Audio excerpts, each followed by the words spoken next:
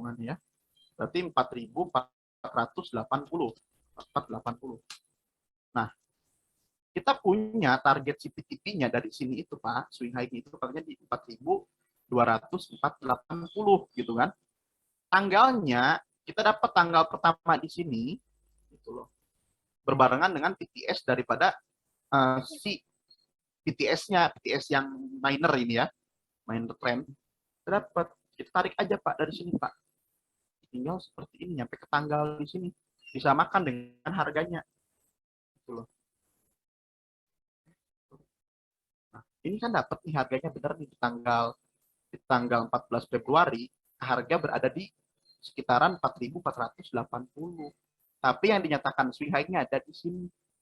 Kita tetap dapat siklusnya, Pak. Gitu. Nah, 1,4 itu, Pak, itu bagian rasio di bukunya Genki. Itu ada 2,8, 3,2, 2,9. Kenapa 1,4? Karena 1,4 itu disebutkan 2 kali. Dan ketika saya cari, dalam 1,4 itu ada rasio 1,414 tuh. Tapi saya juga bingung kenapa yang diambil cuma 1,4. Itu memang rasio yang udah dari sananya. Berarti yang untuk Dewi Bojo yang itu tidak dianggap siklus yang hilang ya Pak? Yang mana? Yang Dewi Bojo. Yang ini. Yang kanan Pak. Ini. Kanan. Yang paling besar Pak. Ini. Iya, yang paling atas itu nggak dianggap ya Pak itu. Nggak ada belum, bukan nggak dianggap. Kita kan baru dapat menghitung Pak dari sini. Kecuali nanti ketika kita hitung dia nggak kena, paham nggak? Itu loh, itu baru harus kita anggap. Tapi kalau masih hitungannya kena, ngapain kita anggap? Gitu. Karena 1,4 itu 2 kali muncul rasionya Pak.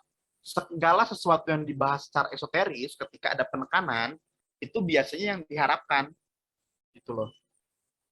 Fabian kalau baca buku GAN itu ada beberapa kalimat yang ditulis 2-4 kali itu. Sampai 10 kali bahkan ada gitu. Dan itu biasanya yang diharuskan. Sisanya itu cuma kiasan.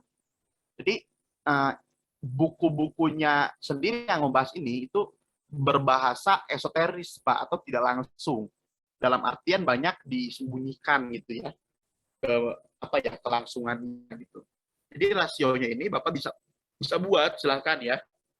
Saya kasih ini terakhir nih untuk buat. Silahkan dibuat yang sama seperti ini. Rumus vektor 2-nya nih. Silahkan.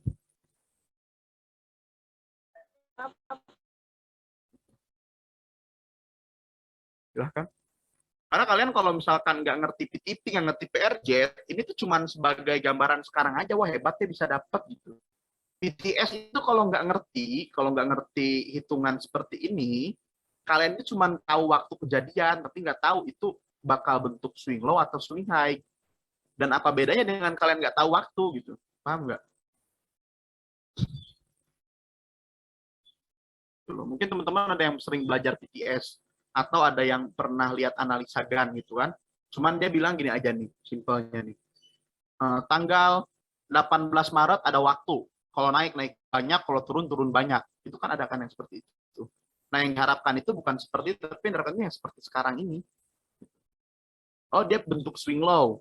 Oke, berarti dia bakal bentuk swing high. Ke swing high-nya berapa? Di tanggal berapa? Di harga berapa? Udah dapat, kita runtut lagi. Oh, berarti akan bentuk swing low. Itu loh, di tanggal berapa? Di harga berapa? Paham nggak?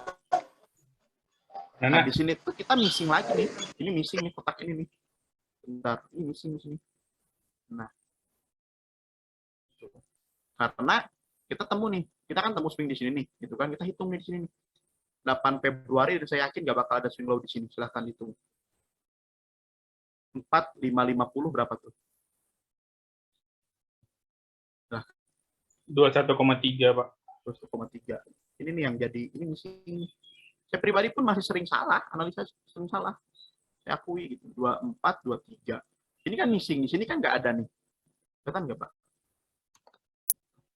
Walaupun kita cuma cari 1/2 dari tanggal CPTS ini, misalkan 12 gitu kan. Nah, ini tetap nggak ada swing di sini. Swingnya 23 di sini. Ini missing. Ya, missing ini, yang sesuatu missing ini, ini kita harus overvalue-kan juga tuh, hitung lagi gitu. Jadi kayak kalian belajar tentang Elliott Wave sama Pak Gema tuh ya, dimana kalau salah ngitung ulang. Nah, ini caranya seperti ini. Jadi ketika kalian salah siklus, kalian ngitung ulang. Makanya ada beberapa orang yang analisanya bisa nyebutin tuh mereka bahwa ada bottom di tanggal sekian, ada top di tanggal sekian. Gitu loh. Karena mereka bisa merekonsiliasi chart terus-menerus gitu. Makanya orang-orang yang hebat seperti itu nggak trading kacangan. Maksudnya kacangan itu scalping di banyak emiten. Enggak. Mereka masuk di satu emiten. BBRI misalkan. Udah sekali masuk, all in, jebret. Karena dia tahu gitu bahwa, oh ini swing low, swingnya di sini. Udah dapat rasionya tuh. Sedangkan Pak geometrinya buat apa nanti yang minor ini? Ini batasan-batasannya aja. Kalau kan kayak ini kena batasannya nih. Jebret gitu kan. Jadi kita tahu, oh ini swing high kemungkinan gitu kan. Karena ini ada swing yang hilang ini nih. Kita bisa ngitung lagi nih. Ini berapa bar nih? Silahkan nih. 4.340 nih. 4.340 berapa bar? 21, Pak. Nah, dapat kan swing high-nya? Kita bisa ngitung terus, bisa ngitung Pak. Gitu. Jaraknya sejauh mana nih dari sini? Kita bisa ngitung kan, titiknya X tambah X sama dengan di sini nih, berarti kan 2. Yang kedua itu di sini ditambahkan lagi dengan harganya. Ya kurang lebih 4.560 dikurangi sekian, ya kurang lebih ada di sini lah titiknya nih. Paham nggak? Gampang kan? Cuman emang perlu latihan.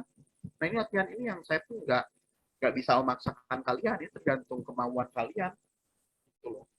Kalau kalian nanti sering latihan, pasti ya misalkan lihat chart nih. Oke, ini udah pas nih Pak, udah hitungan dari target PTP dan PTS-nya pun ada di sana. Itu loh, berarti kemungkinan akan membentuk swing high. Sejauh mana swing high-nya? Dihitunglah nih target penurunan terakhir nih. Panjang AB sama dengan panjang BC gitu kan. Panjang BC sama dengan panjang CD. Harapannya seperti itu. Paham nggak? Anak-anak, berarti Ya, kita itu ini ya Pak, mencari yang pertama kali terjadi hilangnya siklus ya Pak? betul. Kalau ada siklus yang hilang, kita cari tahu. Itu kalau siklusnya nggak hilang, ya ngapain kita cari tahu, Pak? Nah, jangan kita tiba-tiba nyari siklus yang sudah di ujung ya Pak, nyarinya dari awal berarti kan Pak? Kita harus plotting dari siklus yang hilang tadi. Kalau kita dari siklus yang ujung ini, nggak bakal nemu, Pak. Nemu sih, cuman ya maksudnya nggak sah aja. Kan tadi kita ngitung dari sini nih, ketemu kan siklus yang sini, benar nggak? Iya Pak, dari Gitu. awal.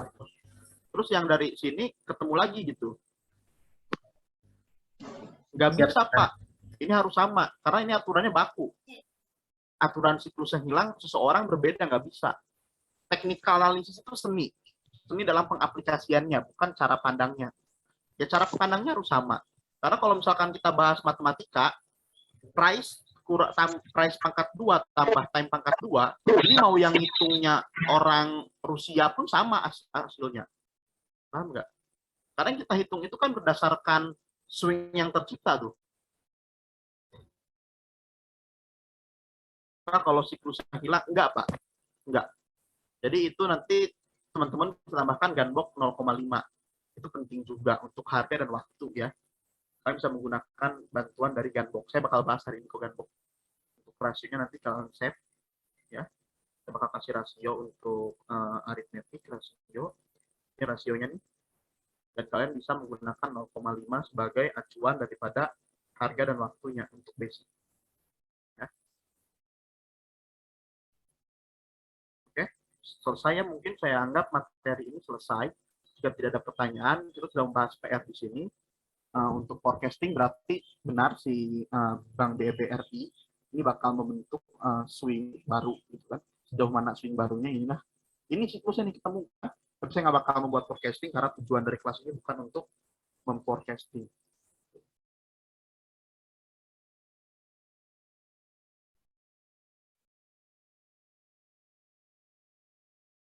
Bapak Rio buat sendiri aja Pak ya, gitu. Karena dari kemarin ini Pak Rio pertanyaan aneh-aneh. PSAB, OPMS, kalau saya buat sekarang ini sampai jam 6 sore nanti Pak. Gitu.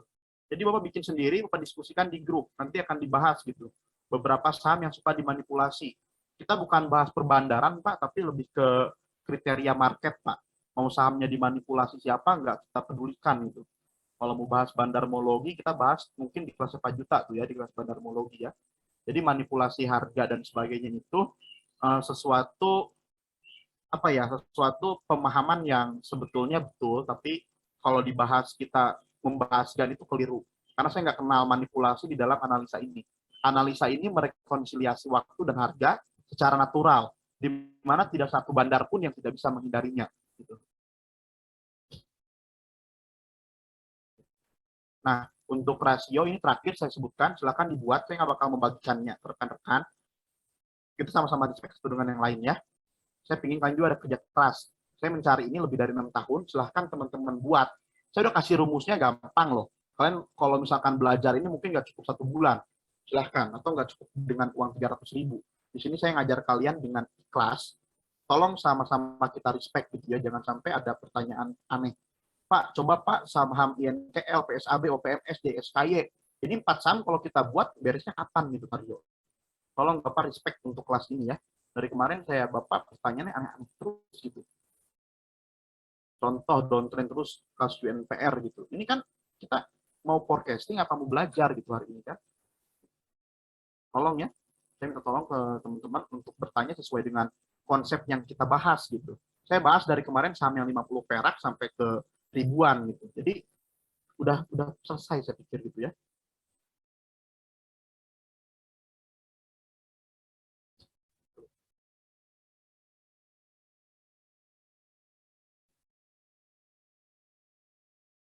Saya kan udah bilang market nggak ada yang aneh Pak. Termasuk BHIT kemarin saya bilang juga naik, MLPL naik. Market yang aneh itu karena ketidakmampuan kita menganalisa. Gitu loh. Jadi ketika kita tidak mampu menganalisa market, stop berbicara marketnya aneh. Gitu loh. Pilihannya kan dua loh. Kita kontrol apa yang bisa kita kontrol. Ketika kita anggap market itu aneh, kalau pas saya ikutin deh mauannya JSKY. Kita jangan ikut mengontrol market tersebut, Pak. Saya dari JSKY baik beggar kok, Pak. Gitu. Gimana anehnya saya tanya? Contoh. Sekarang kita lakukan hal yang sama di JSKY. JSKY anehnya gimana, Pak?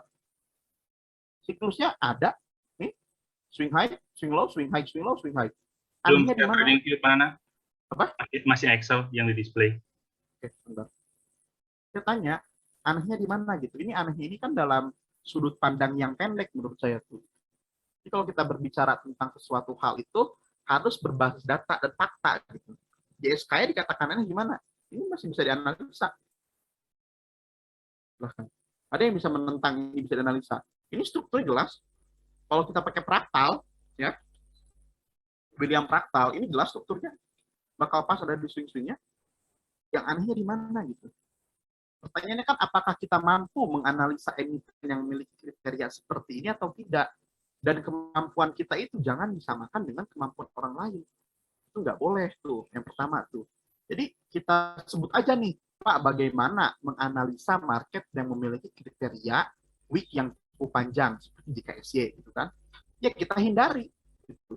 Senormalnya orang ketika mengikuti market seperti ini bakalan kabur gitu. Kalau orangnya normal, kalau nggak normal ya mungkin masuk juga gitu. Jadi apa ya?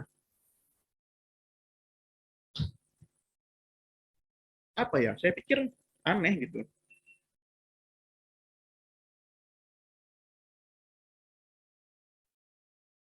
Saya kasih tahu aja ke teman-teman, maksudnya biar teman-teman nggak terdistrak juga gitu kan. Jadi saham ini OPMS gitu, ketidakmampuannya itu aneh loh gitu. Oke, kita coba menganalisa di KSY berdasarkan teori yang kita coba tadi gitu ya. Oke.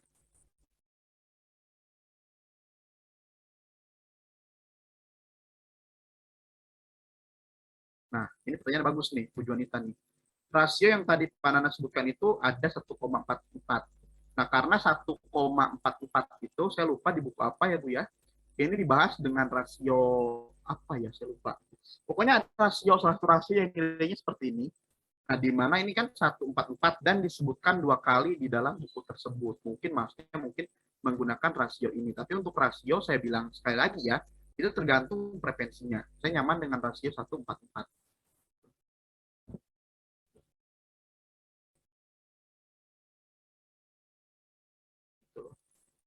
Jadi Jadi saya ingin teman-teman itu bertanya bagus gitu kan, saya bakal jawab, tapi bertanya sesuai dengan apa ya, kaliber pemahamannya gitu kan. Maksudnya ya jangan kita nanya ke saham yang saya dulu. Saya ajarkan kan di BBRI, di saham-saham yang setting gitu kan. Kalau kita bahas gorengan, ya ngapain juga di analisa gorengan tuh. Siapin aja duitnya gitu kan. Oke, sekarang kita coba untuk mengaplikasikan teorinya. Rejab semalam kita belum keburu ya. Saya bakal coba analisa di Euro USD karena takutnya ada yang trading di stok di korek Euro USD. Ini kan Euro USD ini tidak apa ya, tidak memiliki harga yang bisa dihitung ya. Jadi teman-teman itu bisa menggunakan cara yang sangat mudah sebetulnya untuk seperti ini. Tetap ya, saya bisa menggunakan 160 hari terakhir untuk day trade. 360 hari terakhir. Nah, saya bakal cari harganya karena potensialnya di sini harga membentuk low lagi, maka saya akan mencari harga tertingginya. Harga tertingginya ada di sini. Sekarang kita nggak usah bingung, nggak usah pusing caranya. Pak, izin Pak, belum direkam Pak. Oke. Enggak, ini nggak direkam Pak. Ini nanti rekamannya udah dari semalam. Nah, nanti kita masuk ke rekaman yang selanjutnya ya. Ini diperhatikan dulu sama teman-teman. Teman-teman boleh bertanya nanti. Kita cari nih si swing high. Jadi kan kita nggak hitung menggunakan rumus. Kita cari ke harga swing high selanjutnya. Saya ambil swing high selanjutnya di sini deh, pas perubahan tren lagi ya. Nah, angka yang dibagi ini yang ada di trading view-nya 0,03572 dibagi 73. Silakan berapa skalanya?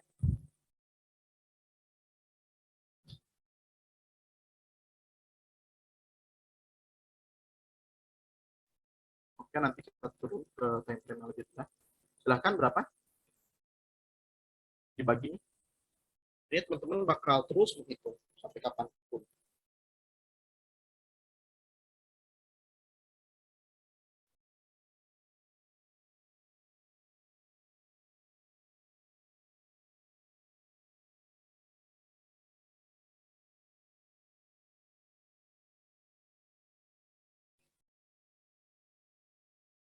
Silahkan, teman-teman. Berapa? Saya sambil mau upload video kemarin. 0,4489 saya masukin ya. Ini kita menjadi squaring-nya.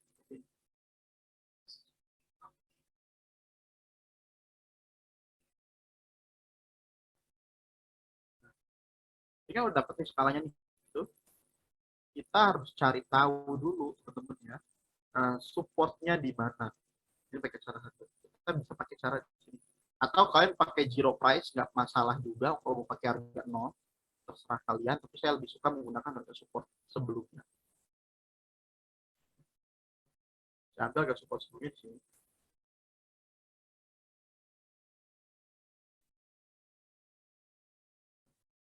Terus saya bakal buat dia 45 derajat dari harga di sini.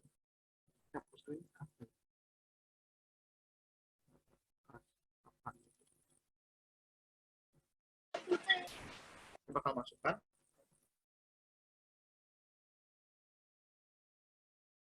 Masukkan 45 derajat dari sini. Oke, ini untuk Euro USD. Setelah itu, saya akan melakukan penarikan garis square mengikuti sudut 45 derajat.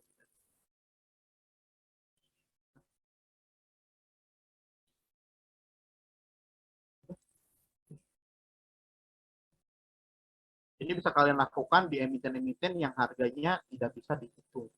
Bukan tidak bisa dihitung ya, keterbatasan saya pribadi itu. Oke, seperti itu. Nah, pertanyaan?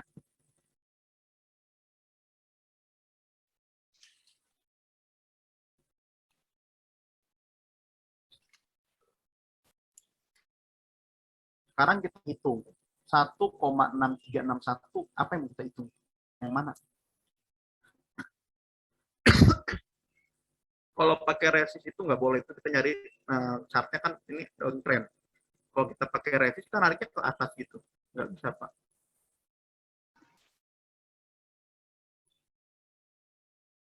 Sekarang kita hitung harganya sama-sama ya. Saya suka banget dengan Bu Juanita selalu menanyakan logikanya. Itu bisa menambah pemahaman kita semua. Bagus. Sekarang kita punya harga nih. Kita ingin hitung kan. Harganya itu, high-nya itu 1,22300. 1,22300. Nah, pasti isinya 0, itu Bu. Ya sorry, pasti harganya itu 0, gitu. 0,349. Apa harinya? 0,349 gitu. Saya nggak pernah diajarkan rumusnya ya. Waktu itu saya nggak diajarkan rumus untuk trading di Euro, USD dan sebagainya karena kita memang kebutuhannya di komoditas dan stok. Mungkin kalau teman-teman ikut di kelasnya, tuh di kelas yoga tuh diajarkan untuk forex. Di kelasnya nggak ada forex juga sih. Kita menghitungnya sama seperti ini. Nah, ini nanti teman-teman bisa pelajari aja di buku James-nya langsung untuk proses selanjutnya ya. Nah kalau dijelaskan pun ini akan lama. Sekarang kita akan masuk ke materi utama untuk hari ini ya. Scaling, kalau menggunakan nilai scaling tadi Pak yang sudah dihitung, betul Bu Yanita. Kita menggunakan nilai scalingnya kan pakai teori James. Kalau kita pakai teori James Herjavec, price, time, pattern. Ya Pak Dista. Kalau kita pakai teorinya James, terus kita pakai teori yang lain kan nggak nyambung. Gitu loh. Jadi menghitung itu kan ada aturannya. Kalau kita menghitung menggunakan PTP, terus kita gabungkan dengan price degree, itu nggak bisa kan. Karena memiliki kriteria nilainya yang berbeda juga. Ini cara pengaplikasiannya aja nih untuk di market yang harga spesifiknya kita kesulitan menghitung. Yang seperti Vario maksud tadi mungkin. Kalau kita susah hitung ya kita pakai cara yang kedua ini.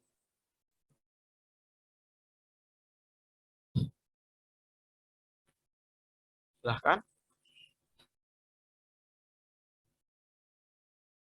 Betul, tidak bisa menggunakan cara satu. Karena cara satu itu lebih bagus di stok, di komoditas. Dibandingkan di forex. Forex pakai cara James.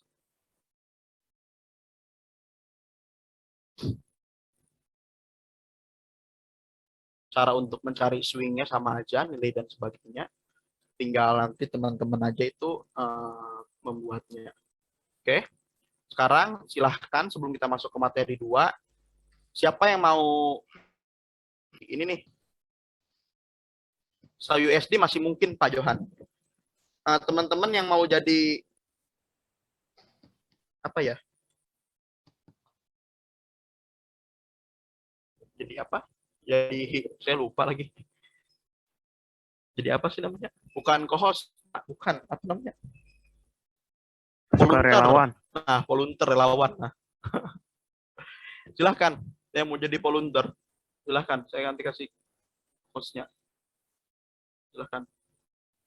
Jadi relawan untuk membuat Excel. Ini teman-teman harus bikin juga Excel-nya, karena saya pikir kalau misalkan kalian ngitung-ngitung nanti malah nyasar loh, gitu. Yang ngerti-ngerti, nggak ngerti.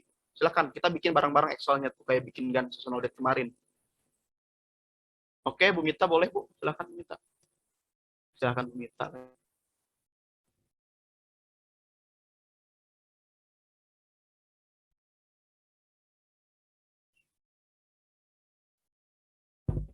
Udah Bu Mita?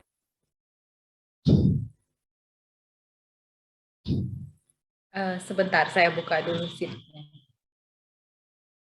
Jadi nanti teman-teman yang di sini, wah kita belajar tapi nggak dapat pelajaran PTP-nya gitu kan. Sebenarnya udah dibahas juga, gitu. Cuman ya kita bahas aja. Saya rekam ya. Saya mulai rekam. Tolong di Ya Pak.